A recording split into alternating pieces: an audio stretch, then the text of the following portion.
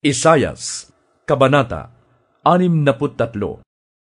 Sino itong dumarating na buhat sa Edom, buhat sa Bozra, na ang maringal na kasuotan ay kulay pula? Sino ang magiting na lalaking ito, na kung lumakad ay puno ng kasiglahan? Ako ang nagbabadya ng tagumpay. Ang kalakasan ko'y sapat na upang kayo ay iligtas. Bakit pula ang iyong suot? Tulad ng damit ng nagpipisa ng ubas upang gawing alak. Ang sagot ni Yahweh, pinisa ko ang mga bansa na parang ubas. Wala man lang tumulong sa akin. Tinapakan ko sila sa tindi ng aking galit, kaya natigmak sa dugo ang aking damit. Nagtakda na ako ng araw upang maghiganti, sapagkat dumating na ang panahon ng aking pagliligtas. Ako'y naghanap ng makakatulong, ngunit walang nakita kahit isa. Ako'y pinalakas ng aking galit, at mag-isa kong nakamit ang pagtatagumpay. Sa tindi ng aking galit ay dinurog ko ang mga bansa. Aking ibinuhos ang kanilang mga dugo sa lupa. Aking sasaysayin ang pag-ibig ni Yahweh na hindi nagmamaliw.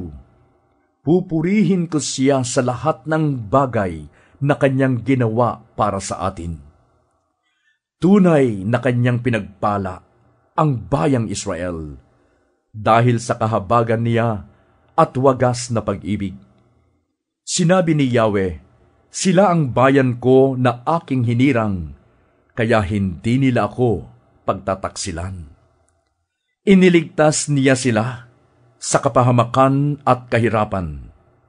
Hindi isang anghel, kung hindi si Yahweh mismo ang nagligtas sa kanila.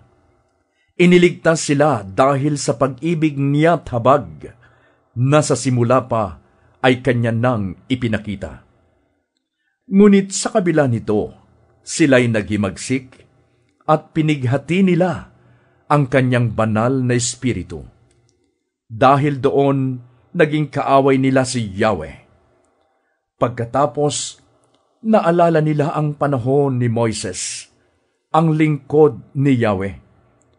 Ang tanong nila, nasaan na si Yahweh na nagligtas sa mga pinuno ng kanyang bayan nang sila'y tumawid sa dagat ng mga tambo?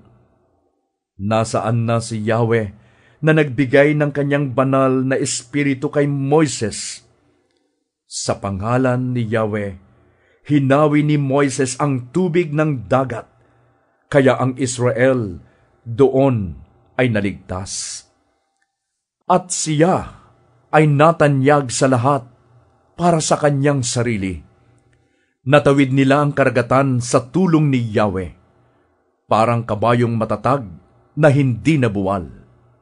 Kung paanong ang kawan ay dinadala sa sariwang pastulan, ang espiritu ni Yahweh ang nagbigay ng kapahingahan sa kanyang bayan, at sila'y ginabayan upang siya ay maparangalan. Magmula sa langit, tunghayan mo kami, Yahweh, at iyong pagmasdan mula sa iyong dakila at banal na trono. Saan ba naroon ang malasakit mo at kapangyarihan? Pag-ibig mo at kahabagan, huwag kaming pagkaitan. Kung walang nagawa sa amin si Jacob at Abraham, ikaw lamang, Yahweh, ang aming pag-asa at amang aasahan. Tanging ikaw lamang ang nagliligtas ng aming buhay.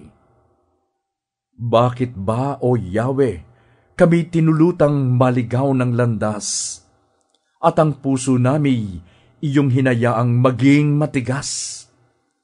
Balikan mo kami at iyong kaawaan, mga lingkod mo na tanging iyo lamang.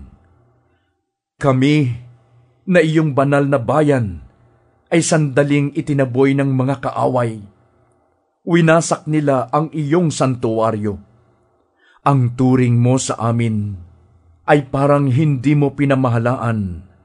Ang nakakatulad ay mga nilalang na di nakaranas na iyong pagharian.